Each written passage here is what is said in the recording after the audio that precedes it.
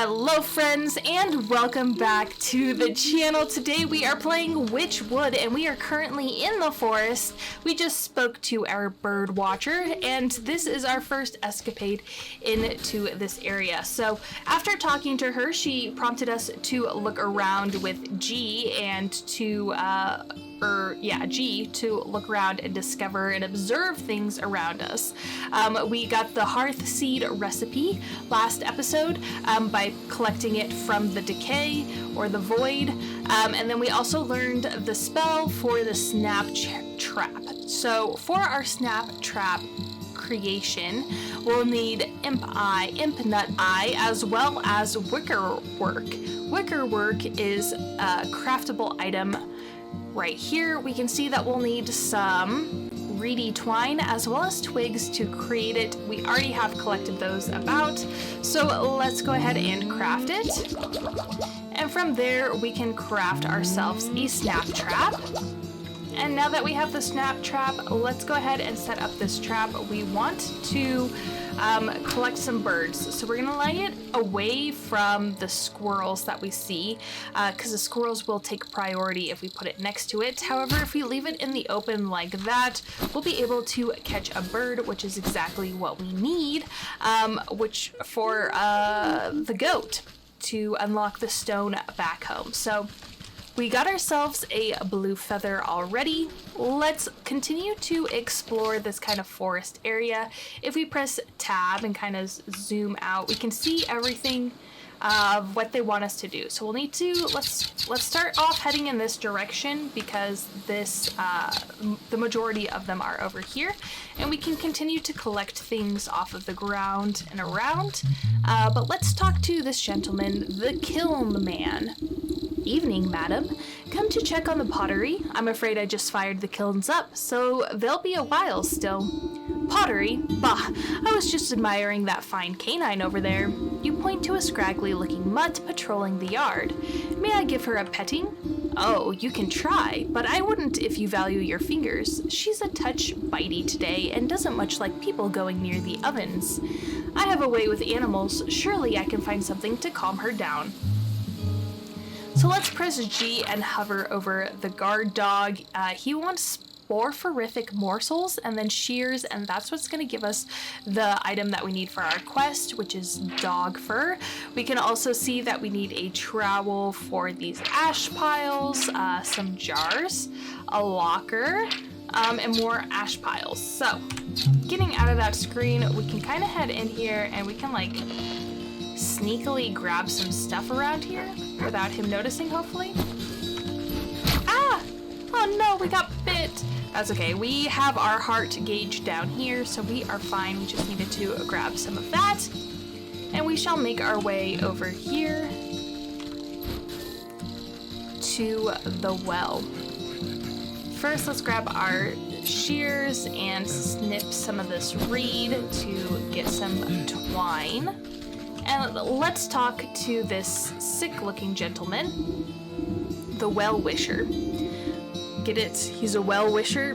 We should wish him well, honestly, for how sick and miserable he looks. Oh man, oh geez, I don't know about this. You tap the man's shoulder and he nearly tumbles headfirst into the well. Ah, what's the matter with you? I could have fallen in. Then perhaps you shouldn't be leaning over the edge like some wobbly stork. What's so interesting down this well anyways? Well, my grandpappy used to tell me that people drop all sorts of treasure down there, just waiting for someone to dig it up. Got myself a trowel and thought I'd give it a go. But the rope's out, and it looks awfully dark and damp. I get goosebumps just thinking about all the ghoulies that might be lurking down there in the shadows.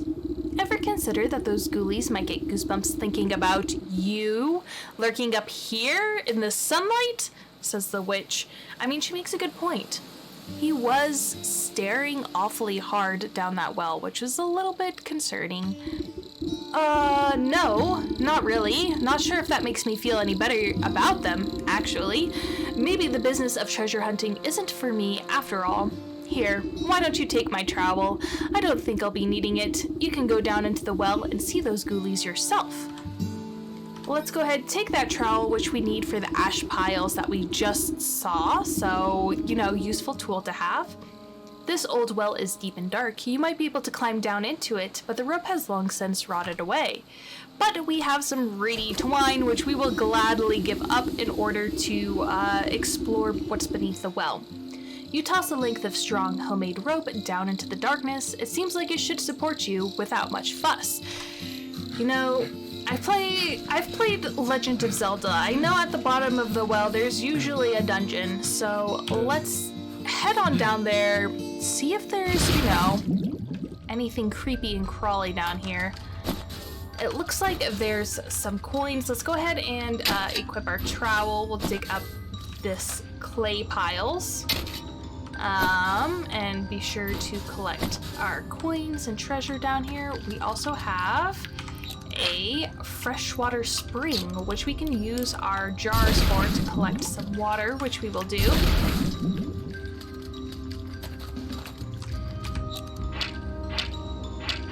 Looks like lots and lots of clay deposits. And it snakes around. It looks like we have a chest here, which is locked, unfortunately. Oh, but what's this? A shiny stone. That is exactly what we need. So let's go ahead and pick those up. And let's investigate this. Something stirs inside, but does not emerge. Okay, well, I guess we can't mess with that. And now that we have plenty of clay and our shining rocks, let's get out of here. We also collected some water in the jars. The jars, of course, which we collected from the dog kiln man. So let's take a look into our inventory and see what we need to do next. So checking out our grimoire, we unlocked a couple new things, including how to create our own empty jar, which requires clay and campfire embers. We can also create sporific morsel by the soporific potion, as well as a meaty morsel. And this potion is created with leaf caps, jar of water, which we already collected, as well as imp eye nut, which are just lying about. So we can't really deal with that dog yet, so we're going to head down here and check out this next location on our map. And this looks like somebody who would probably have some goodies for us. Let's give him a talking to this woodsman. The woodsman says, "Hey, you there, give me a hand, would you?" "With what? You seem to have everything under control. These stumps aren't going anywhere." "My darn useless son was supposed to help me, but he's wandered off again, probably to go bother frogs and eat bugs or some such nonsense. Anyway, I need help clearing away some of these dead logs. It's late in the season and the wood has started to rot. Just be careful of the purple mushrooms that sometimes grow inside. They'll make you powerfully sleepy if you breathe in the spores." The witch says, "As much as I do love poisonous fungi, I'm not much of a lumberjack." "Nonsense," says the woodsman. "Anyone can experience the joys of splitting a fine stump. Here, my boy won't be missing his hatchet." So let's go ahead and take that hatchet. Might as well. He's singing a beautiful, happy little tune. And let's try chopping up some of these wood by right-clicking over them. And in these, we got our lethe cap. We got mushrooms. That's what we got, some mushrooms, which is what we need for our sporific potion. So let's go ahead and craft those. And now that we have that crafted, we can use it with the morsel we got from the bird that we trapped in our snap trap. And now we have the morsel that we need for that stinky little dog. Back here with the kiln man, we see his little dog here. Let's throw him some meat. Ow! Okay. Oh, well, he ate it. Let's take our shears and snip off a clump of dog hair here. And the last thing we're going to need is frog slime. Taking a look at our map, let's zoom out, and it looks like our frog slime is going to be over here as indicated by our goat icon. So let's head in that direction, making sure to collect any little bits and pieces we find along the way. And here we are. This guy definitely looks like he probably knows where some frog slime is. Let's give him a talking to. Oi, lady, what's with that great stinking pot on your head? It's because our witch is a pothead. Come on now. How many times am I gonna be able to make that joke? I would ask the same about all those stinking frogs in your trousers, says the witch. Ah, you're just jealous, says the ragamuffin. The boy fumbles between trying to wrangle all his frogs and swiping ineffectually at wayward fireflies with a shoddy-looking bug net. Juggling a little more than you can handle, eh? What exactly are you hoping to accomplish flailing about like that? The ragamuffin replies, Are you daft? Me frogs are hungry, so I gotta catch some of these fireflies to feed 'em. He takes another wild swing, missing his target entirely. The witch says, Why don't you let me take a few of those frogs off your hands for a moment, if that would let you swing with that net properly. The ragamuffin replies, Oh, I see how it is. You're after me precious prizes. Well, how about I give you the net and you catch me some fireflies? Then maybe I'll think about trading you one of my froggies. The boy waggles the net in your face and you take it. So with our catching net equipped, let's go through and catch. Oh my goodness. Okay, this is a changeling. If we press G here, we can see that the changeling, you need to interact with it and then use the logger's hatchet. We also have some fireflies and then some fairies. So let's be sure to try to catch as much of this as we can. First, the changeling. We'll just go ahead and catch it. That's what we were doing with it, I promise. Catch some fireflies, of course. Catch some fairies. There we go. We'll need, of course, anytime we come across these red mushrooms, we're going to try our best to gather them because we need them for health potions, and I am not very good at dodging. If you guys have seen any of my other playthroughs when it comes to combat, not that there's really any combat in this game, I am a little bit slow. Well, these hoppers ain't gonna stick around with empty bellies. The faster you catch those fireflies, the faster we can eat. The frogs can eat. So let's hand over 5 of our fireflies that we caught in this little circle to the ragamuffin. The boy shakes the jar, rattling the captured insects like pennies in a piggy bank. The ragamuffin says, Oh, these are nice and juicy. The lads are gonna feast tonight. Now, about our deal, says the witch. You agreed to trade me one of your pets there. Haha, what deal? I don't remember making no deal. A frog squirms out of the boy's overalls and plops down by his feet with a wet slap. Dang it, there goes Slippery Pete. Not Slippery Pete, oh no. Oh gosh, that's the best name for a frog. If I were to ever have a frog, it would definitely be named Slippery Pete. That's beautiful, amazing. He takes a clumsy swipe at the amphibian, but the creature squeezes out of his grasp and bounces into the underbrush. Aw, shucks. I never liked him anyway. If you can catch him, he's all yours.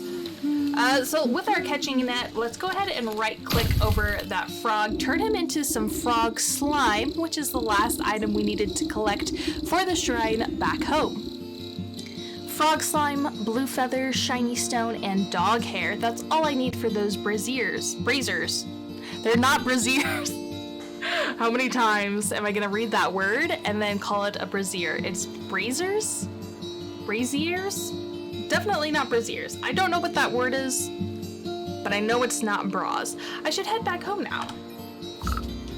So with the last item in our inventory, let's head back home and open the shrine door.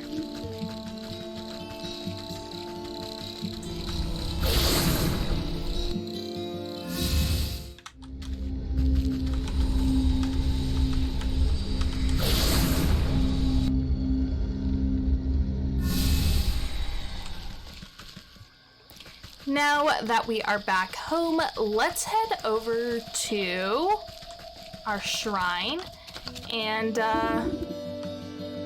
produce our offerings. A strong force pulls the feather down into the large basin like a magnet. It bursts into a bright flash of light as cold flames engulf its essence.